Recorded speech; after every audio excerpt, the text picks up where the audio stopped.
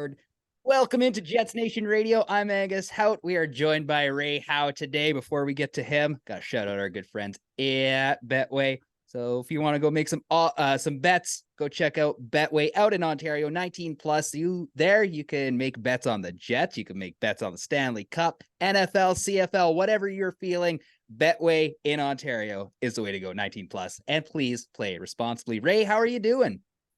Doing pretty good. It's going to be interesting to see. We have only one more preseason game before the season starts, and I think this is going to be a really great time to see what the Jets are going to look like for the season.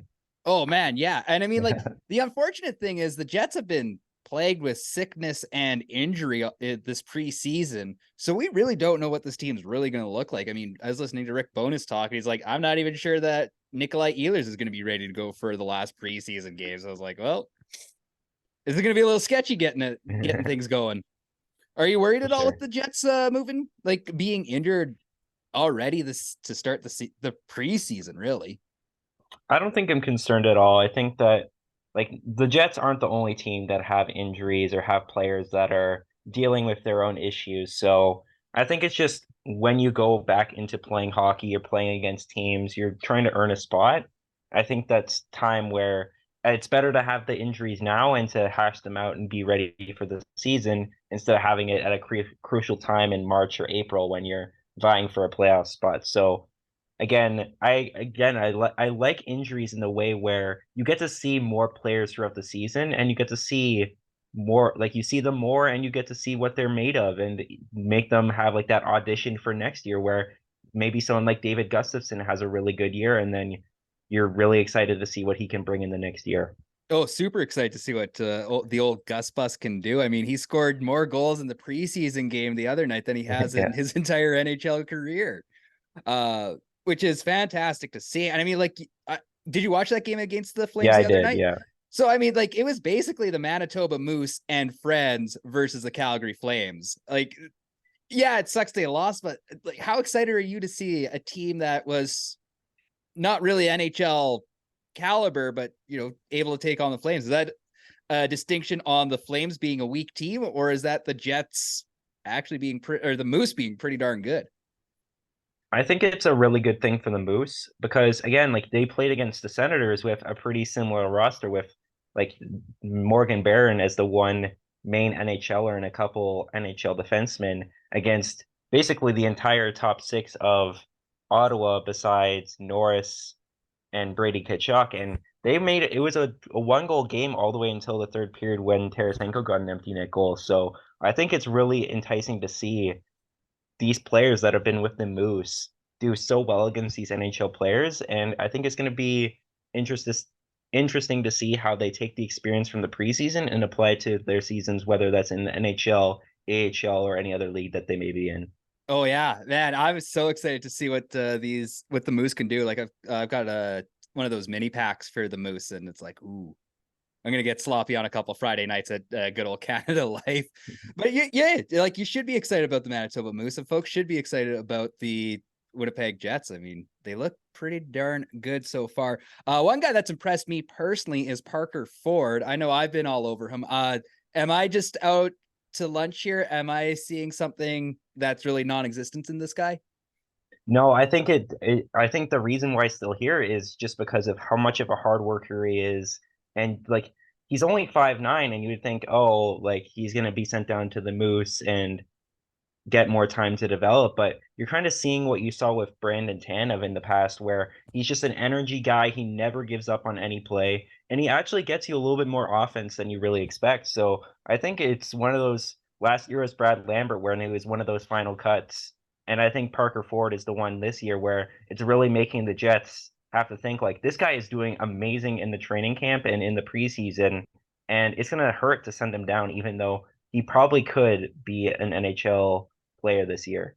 So, if you were given the choice, would you rather him play like big minutes with the Moose, or would you rather him sit and kind of practice with the big squad and maybe get into, let's say, 15 games this season? I think I would rather see him with the Moose, to be honest. As much as I'd love to see him in the NHL and see what he produces, I think that the best way for him to develop and become more confident is to get majority of the minutes in the AHL. So getting him on the Moose where he can bring what he brings, the constant energy, and be able to work on his offensive game too, where he can be more creative with the puck, be able to play with some players like Chaz, Lucius, or Chibrikov, and be able to have more of an offensive game. And then next year's training camp, have that energy, but then you're also having so much more offense. And I think that he could really be someone like Mason Appleton, where he won Rookie of the Year in the AHL. So I think it's going to be interesting to see what we see from Parker Ford this year.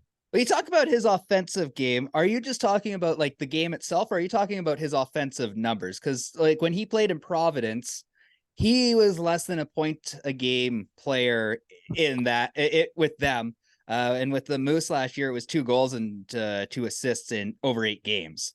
Yeah. So, are you kind of more excited about his like on ice presence instead of rather than his actual offensive numbers? He's just going to be one of those guys. I'm kind of excited to see both because the way that he may have been creating offense in the past is like really grinding in the corners, getting the passes out front. And I think it's going to be interesting to see if you give him the opportunity to maybe play with Brad Lambert or someone else in the AHL, if he can develop ways to score or play different ways of his game. So he's not just an energy guy. Like you could put him out for the power play, you could put him out in different situations. And he's not necessarily a guy that needs to be scoring goals the same way or playing the role the same way, like grinding in the corners. But he would also be a threat offensively where you see him coming down the ice and you're like, oh, you better watch out Parker Ford's bust into the net there. So I think it's going to be interesting to see how his game develops and what type of player he becomes. Yeah, Mr. 5'9", just standing in front of the net and getting those greasy goals. It would be a fun time. Kind of Uh, reminds me of a Brendan Gallagher. ooh, yeah, that's a good name to pull out there. Yeah, I like that comparison. We can roll with that. Nate Schmidt hasn't. We've talked about injuries already to start this preseason, but Nate Schmidt's been one of those guys who hasn't been able to get healthy so far. If the Jets are unable to play him for Game 1, who do you think is the defenseman to step into that spot? Oh, it has to be Heinola. Like, there's no other choice. I think that Heinola has played so well in the training camp in the preseason that I think even if Schmidt was healthy, I think day one roster, if you're icing the best team, I think Heinola needs to be in there to see at least give him that game, give him maybe 2 or 3 games to see how he plays. And if they're winning games, he's playing a positive role in those wins. I think you just have to roll with Ville Heinola, even though Nate Schmidt is being paid the big bucks. Yeah. Oh man, I'm in total agreement with you. Like if they could put Hanela and Brennan Dillon on the same pairing for I think the first 20 games of the season, I would be over the moon excited because like there's such yin yang that would work just perfectly. So uh okay, of the former Kings, who are you most excited to watch this season? Oh, I think it has to be Gabe Velarde. Like, as much as I want to say Iafallo or Kupari on a team that, like, with the new team, Velarde is going to be on the top line, that top power play. And I think it's going to be interesting to see because he's a guy that didn't really have a lot of success until that last year where he had 40 points in 60 something games. And I think it's going to be interesting to see what he goes because again, he only had 40 points in 63 games. And now you're giving him all the opportunity in the world to succeed, to have play with world class players like Ehlers and Connor. So it's really the sky's the limit for Gabe Velarde and what he can be. Hmm. You know, I'm really excited for Rasmus Kupari, to be perfectly honest with you. Like every time he's on the ice, I notice that guy ripping around doing something. It's like, is that guy a top sixer? And it's like, no, it's just Rasmus Kupari. I genuinely believe that that guy is going to overtake Adam. Like, depends on the face-offs, obviously, but just the way he plays, Rasmus Kupari, I think, is going to overtake and move that fourth line to the third line, and Adam Lowry, Mason Appleton, and probably Barron will all be on the fourth line. I bet you by 1 point this year if everyone's healthy. And so, and the thing is, like, that's a really good thing too, because It it's I is. wouldn't say it's a fourth line at all. I think the Jets have a really good top six, and then they basically have two third lines that they can intertwine. And it's not like you have to give the third line, you could always give the third and fourth line around the same amount of minutes too. So, and when you're giving them spreading out the minutes, you're going to get more efficiency from both lines because they're getting more time. So Lowry, you're going to have more opportunities to exploit him when he's going up against a harder or easier matchup. So I think it's going to be interesting to see how they allocate the ice time this year. Yeah, well, and even like how they started Adam Lowry, against the first line against most teams last year. That was a cool thing to see, that you're just trusting your third line center to take on some of the biggest names in the NHL, and you're not even stressed about it. Maybe I wasn't, but and the rest of the Jets Nation was. But were you stressed ever watching Adam Lowry take on the big names? I don't think I would ever be stressed. Just thinking back to Lowry in the Minnesota playoffs when they were counting on him in the defensive zone against Mikko Koivu, who at that time was such an elite player and such an elite face-off man, and be able to do what he was able to do in those times. I think that Lowry is someone you can kind of put on the ice and not really worry about who he's going up against, and he's going to work hard 100% of the shift and do it day in, day out. Ooh, I love the day in and day out from Adam Lowry. That's why that guy's our captain. You love to see him. Okay, fantasy. Like I don't know if you're part of any fantasy leagues, but is there anyone that you want to pick up from the NHL that you're like, yo, third round, that guy's gonna score you way too many points? I have one that's really, really deep, and it's someone that San Jose just acquired in Henry Thrun. He was Ooh. on Anaheim. He's a rookie, but he's looking like he might get power play one time in San Jose. And again, like he's a rookie, power play one time. I think there's upside there. So that's one guy that I've never been able to get in any of my leagues because I don't have that many roster spots to be able to get him. But I But if think you're he would like be a great, down and out in mid-January, you're looking for extra points, that's the guy you want to pick up. yeah. Yeah. How many leagues are you a part of this year? I'm in 7 currently, What? but they're just daily leagues, and I don't really pay attention to them to be fully honest. I like doing the drafts, and then as the seasons go on, I kind of not really pay attention to them. There's the button on Yahoo where you just start the whole active lineup for the week. So I just on Monday I just press that button and I don't really pay attention to it. Oh man, I'm such a nerd when it comes down to like getting the right lineup, getting as many points as you can. Cause like I've got an ESPN league that I'm a part of, and like it is my everything. So last year I crushed the regular season. I lost 1 week and then ended up getting blown out in like the first playoff round. So I was like, oh well, that was Yeah, fun. that was me in my league with my friends for the past 2 years. I was always top of the standings and then I would lose in like the first round. But the last year I did it with them, I won it all last year. So There it's you a go. great feeling to go out on a win. Do you guys put money down on yours or No. no? Oh, must be my league that we all threw a bunch of money at it. Yeah, I think if we had money on it, it would have been a lot more competitive and Oh yeah, and it makes it way more fun. Like I know it sucks to put like an initial $20 down, but like actually competing against the guys all season long to pull off a big win, way more important. yeah. Um, Man, we were just ripping through everything today. Jets ranking of importance. You want to get back Yeah. into that old boy? Because Yeah, we're in the top 5 now. we're in the top five, and oh boy, every week I feel sillier and sillier with this list. I don't think I'll feel as bad with the top five today. But let's get you started on number five. Yeah. So my number 5, I have Mark Scheifele. He again, like he's been the cornerstone centerman for the Jets for like over like almost 8 to 10 years since being drafted, and you can't really complain on what he's been able to provide, except his defense, and that's the one reason why I didn't want to have him any higher. Mm. And also, he did have a bit of a dip down last year. He didn't eclipse over 70 points, which is unlike him. He's normally a point per game player. But it's gonna be interesting to see with him being in a contract year what Mark Scheifele we get.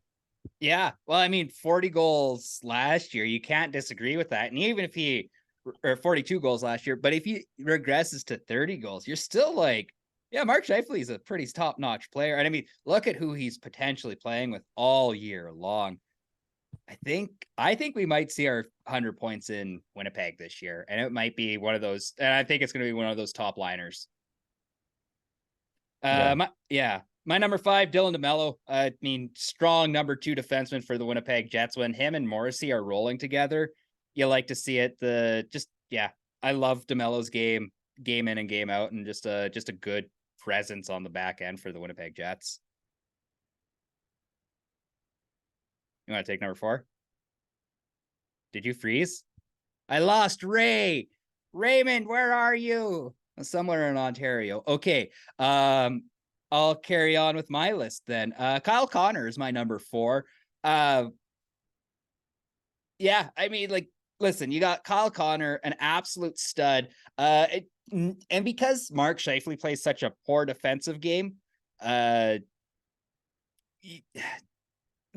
you kind of forget that Kyle Connor has an incredibly poor defensive game too. So that's kind of a wash there. I think that overall, like, Kyle Connor, Mark Scheifele, they can interchange at 3 and 4 for myself. Yeah, so I'm sorry, I'm trying to talk to Ray. Oh, we got Ray back. Thank goodness, because I was gonna start rambling. So yeah, I'm back. you're back. My number 4 was Kyle Connor. Yeah, just a great player all around. Lacks that defensive skill that you were talking about with Mark Scheifele. I think he's just overall a lesser player. Like, both guys at their prime, and even going into this year, got KC number 4. Yeah, and my number 4, I kind of wish I changed this one.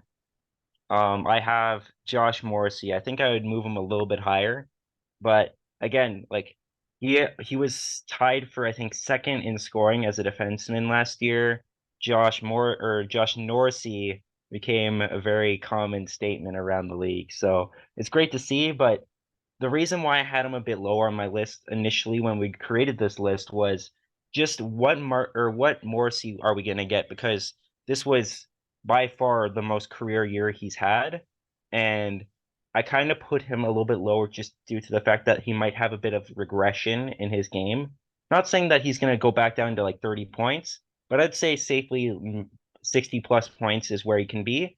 But again, like I'm not sure if I would predict this year being tied for second in points again. Yeah, I'd be shocked if we saw Josh Morrissey be in that Norris candidacy again. But I mean, you're not going to complain. But yeah, 60 points for the guy. You're not going to complain at all with Josh Morrissey. And I mean, defensively, he plays still a really tight game. My number 3 is Mark Scheifele. All the points that you just alluded to.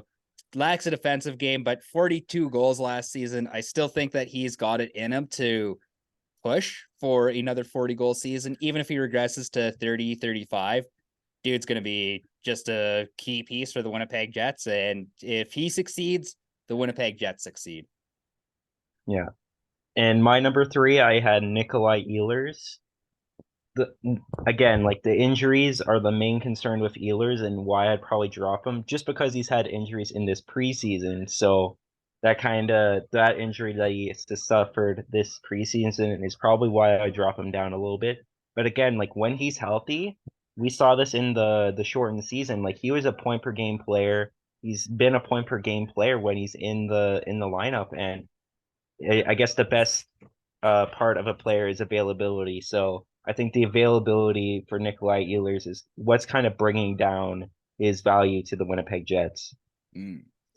My number 2 is Josh Moore.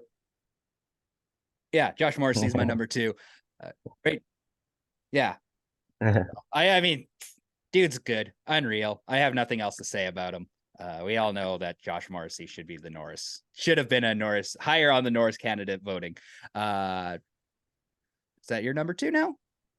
Yeah, so my number 2, when I made this list, I kind of was predicting on what your list would be. So I wanted there to be a little bit of a discussion.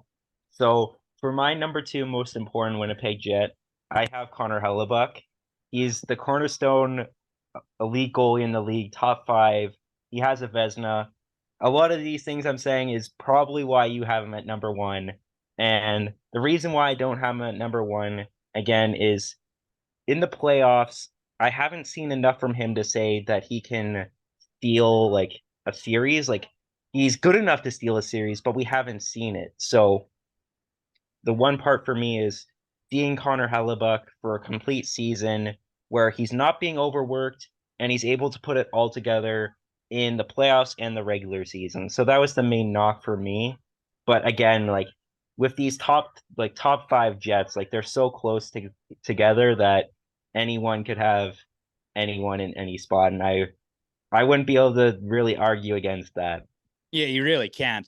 Yeah, Connor Hellebuck's my number one. I mean, the team lives and dies in the regular season with Connor Hellebuck. If he doesn't have to play 60 plus games this year, I think he could actually win the Jets a playoff series. But the guy is so worried about everything that he'll put the team on his back and run for miles and miles and miles just to barely scrape into the playoffs. I think with a guy like LB behind him, he's going to be able to steal you a series, maybe even two. Would be fantastic to see. And like, if really, I think a guy like Parker Ford is going to be a big piece of the Jets playoff run when we get there in the spring. Yeah. And then my number one, I have Kyle Connor. I think the reason why I have him here is 100% chance if the Jets are going to have a 50 goal scorer, it's probably going to be Kyle Connor. He's already had a Lady Bing trophy for sportsmanship. He only had like 4 penalty minutes. And when I think of the Jets offense, I think it really flows through Kyle Connor and what he's able to provide to the team.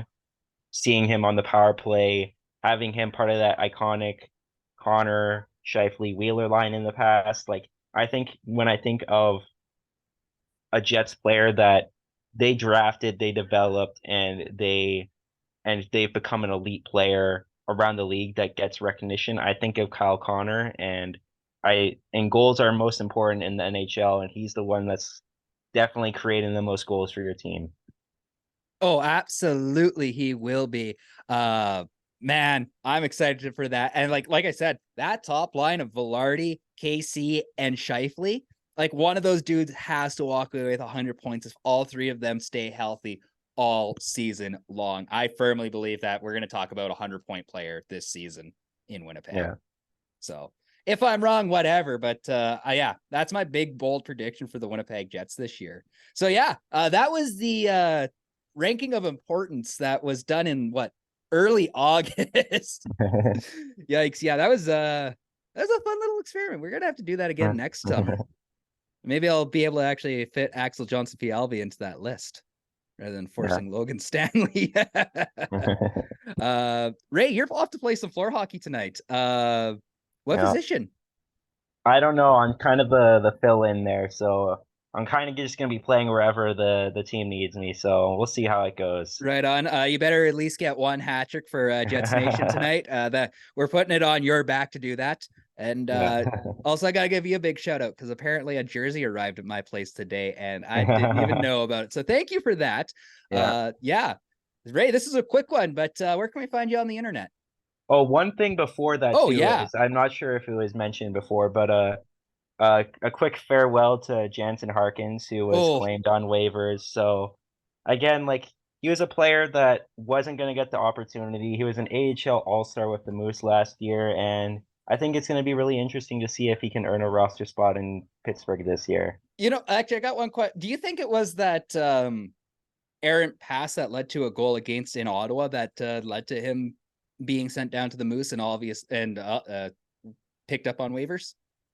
I don't think it was that pass like at all because again, like he scored in that game as well too. So you got to think like he did score a goal, but he did give away a puck that resulted in a goal. But I think it just shows that the Jets had so many players on their training camp and only a finite amount of roster spots on the NHL roster. And like I think that Ford and Jeffrey VL had really good preseasons as well. So I think it's really interesting I saw to some see. people bad mouthing Jeffrey VL there, and I am rattled about that. I liked his game. Like he's a bit of a knob, and like he's like there's aspects of the game you hate, but like I was just like, yeah, this guy's gonna be an absolute menace.